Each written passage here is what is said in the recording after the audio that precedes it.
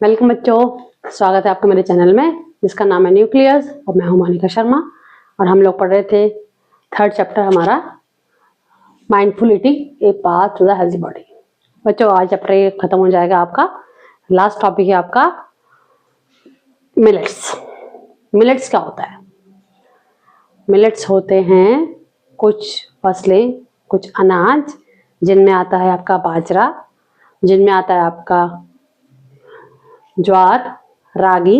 इस तरह के जो अनाज हैं वो आते हैं अंडर मिलेट्स के। ठीक है, अब बात ये आती है कि हम इन्हें क्यों पढ़ रहे हैं या इनका क्या रोल है, ये क्यों स्पेशल हैं।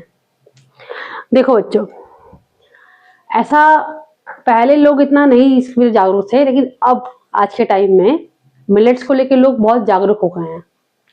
ये ऐसे अनाज हैं जिनमें बहुत सारे गुण होते हैं, फाइबर रिच होते हैं ये गुण। ये अनाज जो होते हैं इनमें आपको आयरन अच्छा मिलेगा, कैल्शियम हाई रहता है इसके अंदर, कई तरह के विटामिन और मिनरल्स मिलते हैं इसमें। और ये जो अनाज हैं फाइबर्स के अच्छे सोर्स हैं। मैंने आपको लास्ट क्लास में पढ़ाया था कि जब किसी को पेट में प्रॉब्लम है डाइजेशन की, तो उसे कहा जाता है कि आप मोटा अनाज खाओ, उसकी रोटी खाओ। तो ये सब मोटे अनाज में आते हैं।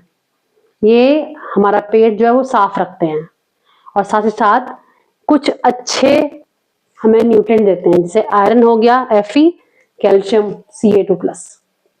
ये दोनों केमिकल फॉर्मूले हैं आयरन के और कैल्शियम के। ठीक है, क्योंकि इन अनाज में इतने सारे गुण हैं, इतने सारे न्यूट्रिएंट हैं, इसीलिए हम इनको न्यूट्री सीरियल्स भी कहते हैं। किसको? मिलेट्स को। क्लियर हो गया आपको? नेक्स्ट टॉपिक आता है आपके बुक में फूड मिल्स, मतलब फ्रॉम फार्म टू प्लेट। चलो तो मैं आज आपको रोटी की कहानी सुनाती हूँ कि रोटी आपकी प्लेट तक पहुंचती कैसे है, किस यात्रा के बाद वो आप तक पहुंचती है, क्या क्या स्टेशन पीछे पड़ते हैं इस पूरी यात्रा के दौरान।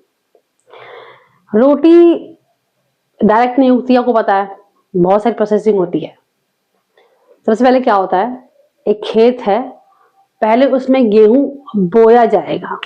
मतलब आप जो गेहूं खाते हैं, जब गेहूं देखा है कभी अगर, तो उसी गेहूं को, उसे वो बीज भी है वही गेहूं का, वो खेत में डाला जाएगा किसान के द्वारा और उसमें से गेहूं के पौधे निकलेंगे।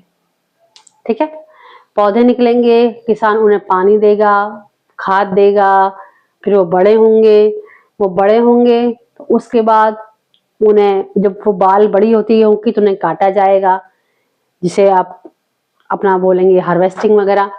फिर उसके बाद जब आपने वो काट लिया गेहूं, फिर उसमें से आप छिलके में से गेहूं अलग करेंगे, उसे विनोइंग कहते हैं। सॉरी, हार्वेस्टिंग नहीं, थ्रेसिंग कहते हैं उसको। थ्रेसिंग मतलब गेहूं काट देंगे, विनोइंग मतलब छिलके में से गेहूं अलग करेंगे, विनोइंग हो गया।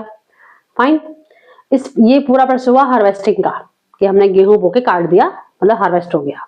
ओके, अब आगे क्या होगा, जब गेहूं के दाने अलग हो गए तो अब वो पैक होंगे बोरियों में, और कहाँ जाएंगे?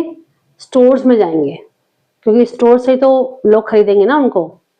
अब क्या होगा, अब वो पैक हो गए स्टोर्स के लिए बोरियों में, अब वहां से उन्हें या तो हम लोग खरीदेंगे डायरेक्ट, या जो मिल्स के मालिक हैं, जो आटा बनाती है मिल्स से होती है, वो लोग खरीदेंगे। अब उसे खरीदेंगे, खरीद के उसको पीसेंगे, उसका आटा बनेगा। आटा बनने के बाद दोबारा पैकेजिंग होगी उनकी थैलियों में, जैसे आपके घर में आटे की थैली आती होंगी, उसमें वो फिर से पैकेजिंग होगी थैलियों की आटे की। अब उसके बाद फिर वो हम उनसे खरीदेंगे मार्केट में जाके।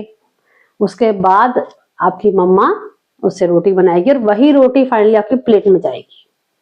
तो ये सारा प्रोसेस है फार्म, मतलब खेत से लेके आपकी प्लेट में रोटी आने तक का। ओके, तो आज आपका चैप्टर यहाँ पे खत्म होता है। इस पूरे चैप्टर में आपको कहीं कोई प्रॉब्लम हो, कोई समस्या हो, कोई क्वेरी हो, तो मुझे कमेंट बॉक्स में लिख के बताया प्लीज। ओके, और अगर कुछ रिपीट करना हो, कोई क्लास, कोई कुछ समझ ना आया हो, तो भी बताना। मिलते हैं नेक्स्ट क्लास में नेक्स्ट चैप्टर के साथ। Till then be happy, be safe and bye bye.